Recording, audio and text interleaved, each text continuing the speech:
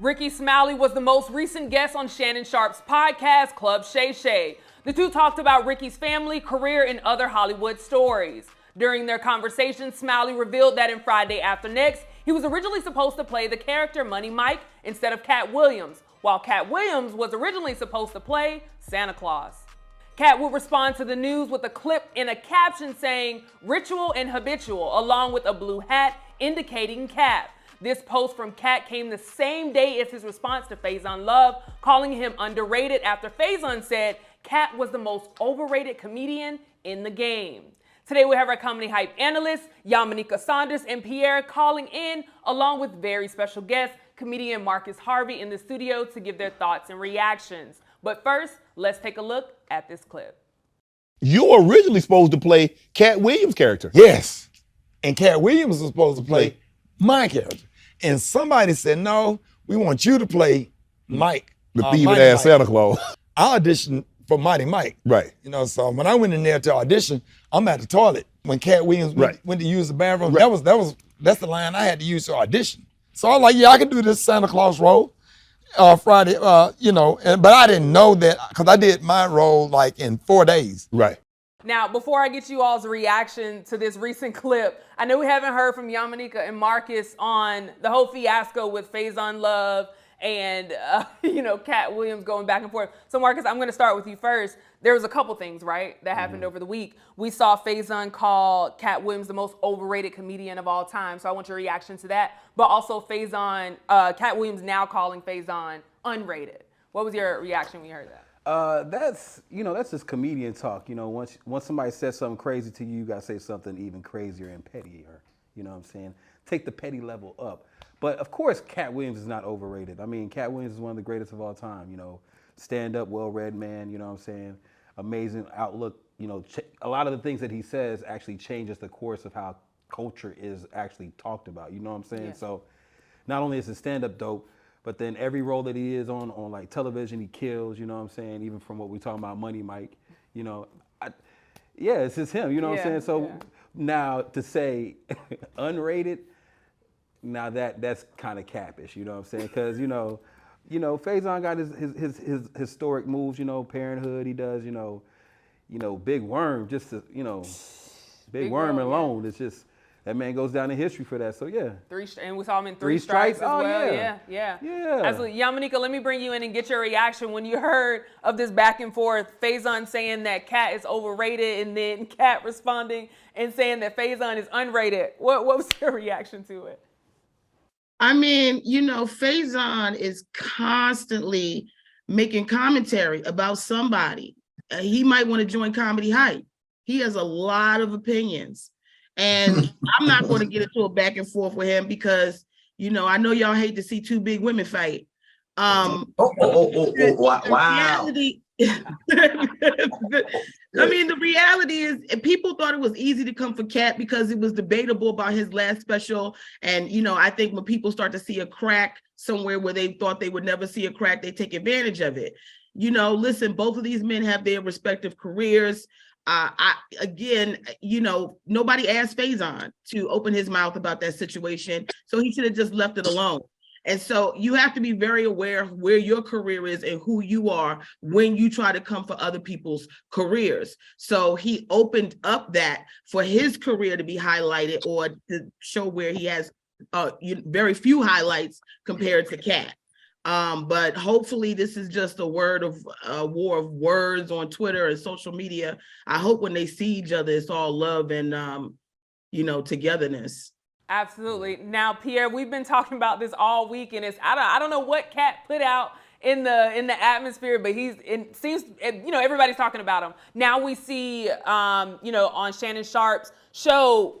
Now we're seeing him be talked about there. I want to get your reaction to the clip that we watched when we first saw that. What was your reaction to it?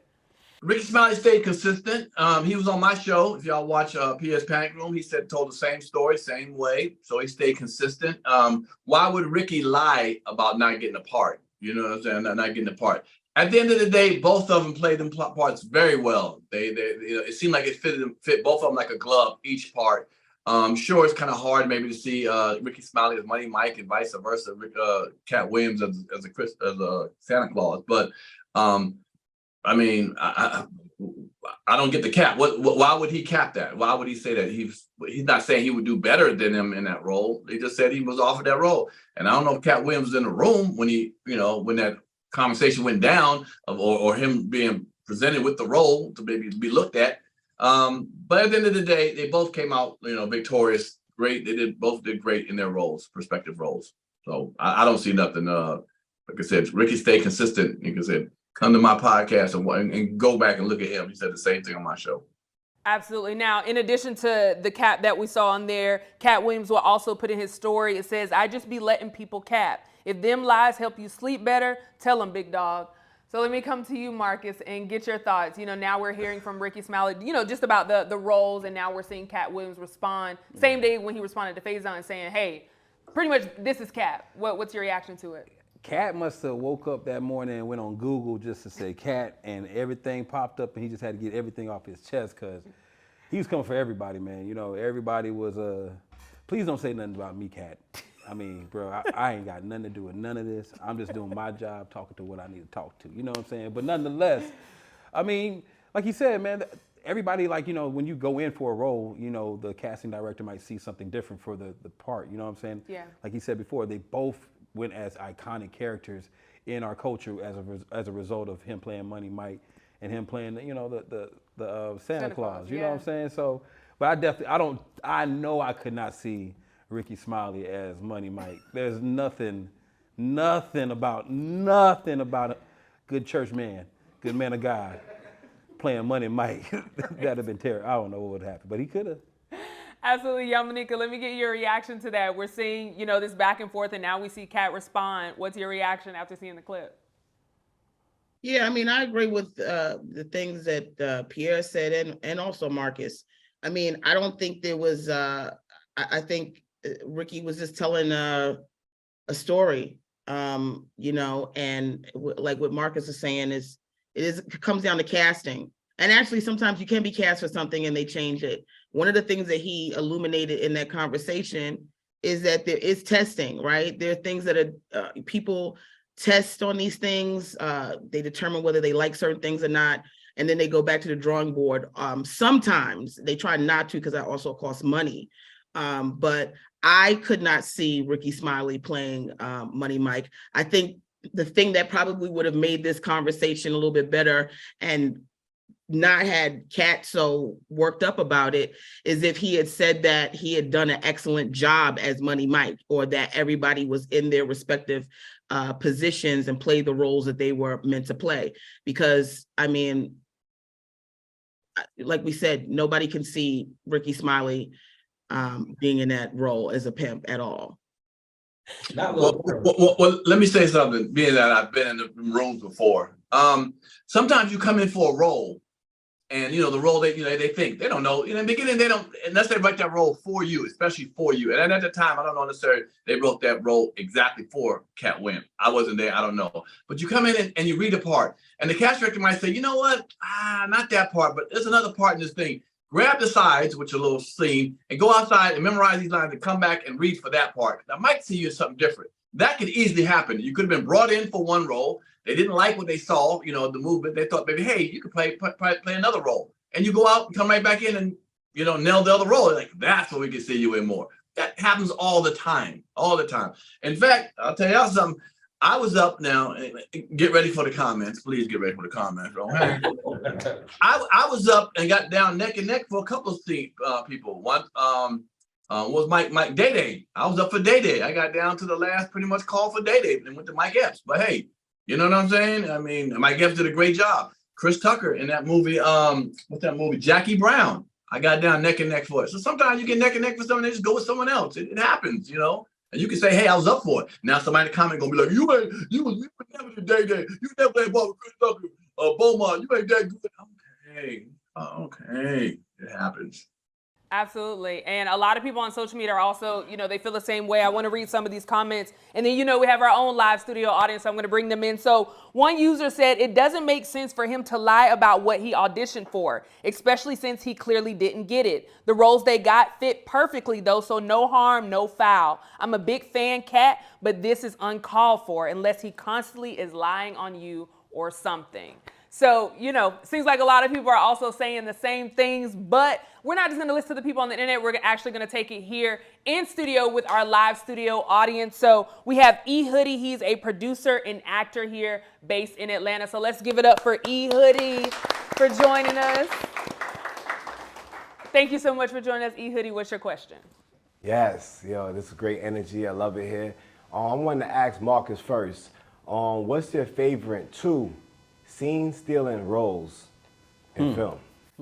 Oh, that's a good one. Oh, okay. I'm gonna go with just 2 off the top of my dome. I'm gonna go with Pops from House Party 1, Robin Harris. Ooh. Follow the drip, follow the drip. He went into he roasted everybody at every stop at that movie. Yeah. I'm talking about from beginning to end, whooped ass at he killed everything. Then I gotta give it to Jangalang. You know what I'm saying? Every role, he done everything he talked about, every scene Jangalang was in, from the pitch. That joint, oh man, look, so those 2 right there. I gotta give it to Jangalang and Pops. Yeah, so those are the 2 right now. I mean, I have to agree with Marcus. Robin Harris and Bernie Mac both just stealing scenes all over the place. But I also have to represent for the ladies. Obviously, Tiffany Haddish in Girls Trip catapulted her career to the next level, and she was amazing in it. And Melissa McCarthy in Bridesmaid. I have to agree with myself. Baps, when I was in Baps, I crushed it. And How to Be a Player, I crushed it. You should have gotten an Academy for that. Why not? Facts are facts now. Facts are facts now. You might not like it, but facts are facts. No, Pierre. Okay. You should have got an Academy, a BET Plus award for that, especially. You should have got a lot of things. That thing, and How to Be a Player too. Let's not forget about that. Pierre. I just mentioned them. Let me tell you, them movies came out in 1997, nigga. We still talking about them. Come on, man. Killing that joint. Say what you want to. That's 25 years. 25. Hey! I remember going to see How to Be a Player, man. That joint was, yeah, bro. So, iconic stuff, man. That was all a good. E. Hoodie, I do think that's a great question. Thank you for joining us. Before you head out, if you can let us know, how can we keep up with you and follow you on socials? Yes, follow me on Instagram. It's E_HOODY. I got a production company, KSC Productions. If you need acting reels, commercials, let's keep it together. Let's keep the love, and let's keep showing unity amongst each other. Peace and love. Oh, I love it. Thank you so much. Give it up for E. Hoodie. And as always, I want to give a shout out to our sponsor, Smoke Stallion, for this week's Viewer Spotlight. Every Wednesday, they have whiskey and wings at Smoky Stallion BBQ, owned by Cam and CJ Newton. They have 50-cent wings and $5 whiskey all day, every Wednesday. Their address is 309 Nelson Street in Atlanta. Check out their hours below and be sure to stop by, and you can wash down some of those good wings with a drink of AU vodka.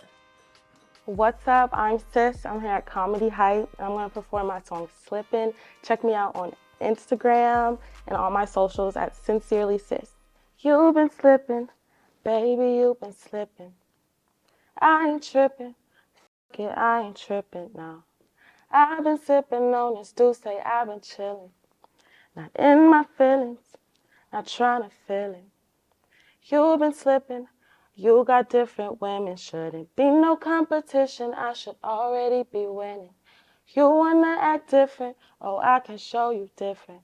Don't act like I don't know some ballers that's been trying to get it. Ooh, yeah, I don't know what's gotten into you, yeah. Moving like you got something to prove, yeah. This a competition, you gon' lose, yeah. You gon' lose, yeah, yeah. Now, speaking of breakout roles, I just have one more question for you, Pierre. I'm going to start with you. We're always hearing people talk about what Katt Williams did wrong and how it affects his career. But obviously, with Money Mike and just how his career has continued to grow and grow, obviously he's done something right. So, Pierre, I'll start with you. What do you think Katt Williams has done right to be in the position that he's in? One is uses God gifted talent, being a comic, He's a smart man, and people can look through all the ups and downs of the craziness or whatever and realize what a smart, intelligent man he is on stage. he's put a lot of people down, helped a lot of people, comedians on the road. He's done that. People don't really look at that. He's put a lot of people on tour with him, put a lot of money in people's pockets. Just a fantastic comic, and he knows how to keep himself relevant. At the end of the day, he's like, he got 9 lives. No matter what happens, we're going to, he has a sector of people who just going to keep cheering for him. And at the end of the day, in a big picture, we're going to cheer. We're going to constantly cheer for him and the Faisons of the world. Let's be honest. As Black folks, we may, get mad at each other for a while, but if you do something right, and, at the end of the day, we still love you, and we're going to still keep on supporting you. And I've noticed with them cats like that, they, Katt Williams especially, no matter what, they're going to keep supporting him because they know what, that he's a diamond in the rough. Let's put it that. Absolutely, and I love the reference of Katt Williams and 9 lives. Katt, Okay. 9 lives. Okay. Did that. Anyway, Yamanika, I'll come to you. Same question. We hear all the negativity, but I want to speak on the positive end. What do you think Katt Williams has done right to be in the position that he's in? Well, listen, all have sinned and come short of the glory of God. We're, as comedians, we are often the section of entertainment that is troubled, right? Although as artists in general, from singers to actors and in between, there oftentimes we're plagued with these certain things. I just recently got diagnosed with ADHD, which explains a lot of things that were going on in my life. So, I ask that we give grace to people who are creatives and perform.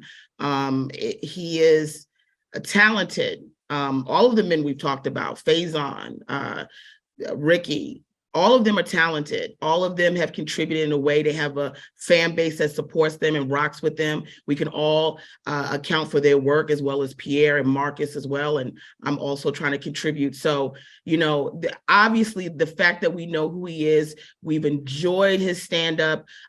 He has done a lot of things right just to come into our hearts and be someone that we can relate to and can depend on when it's time to laugh.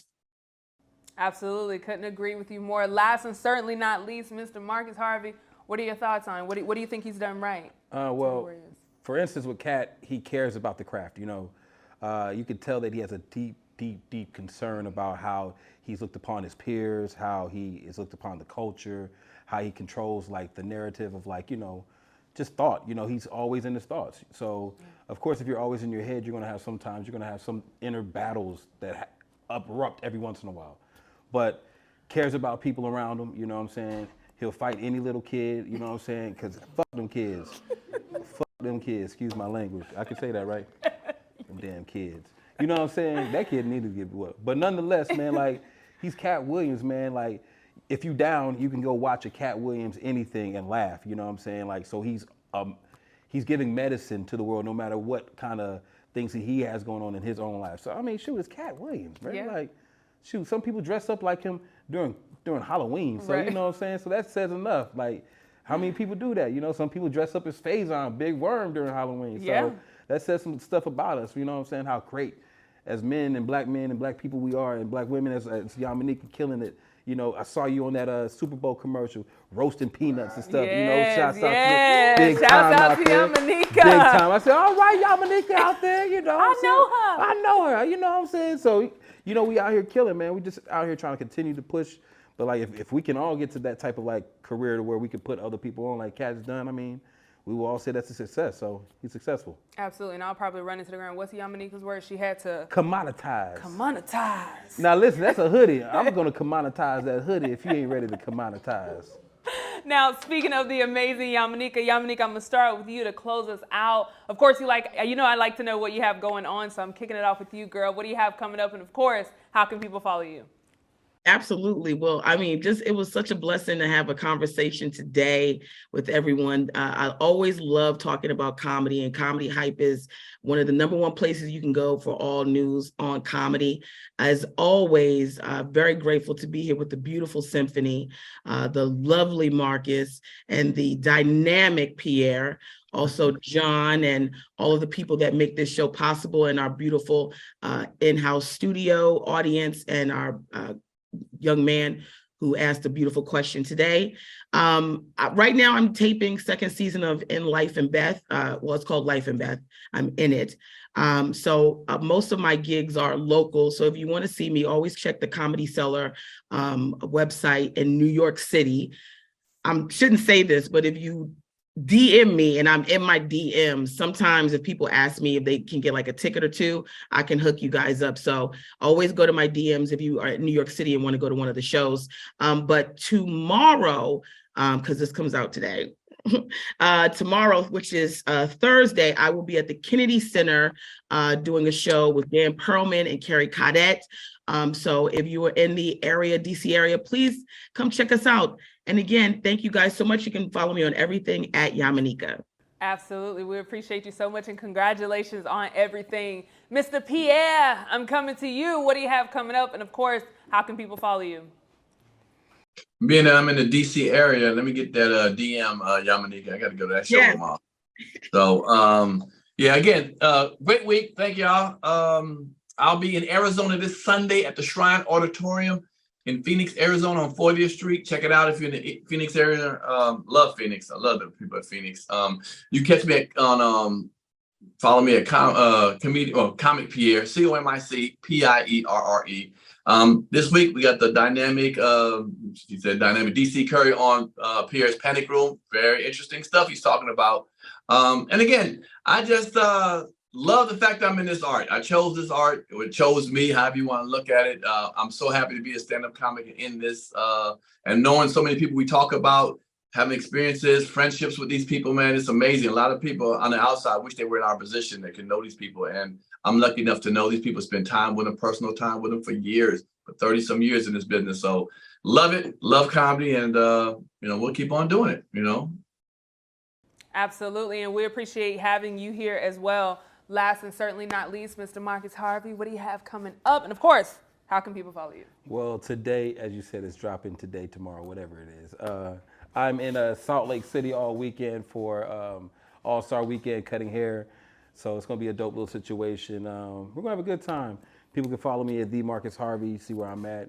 Check out my story. It's going to be a fire little situation this weekend. So yeah, we're going to have some good things happening. And you released the first episode last week.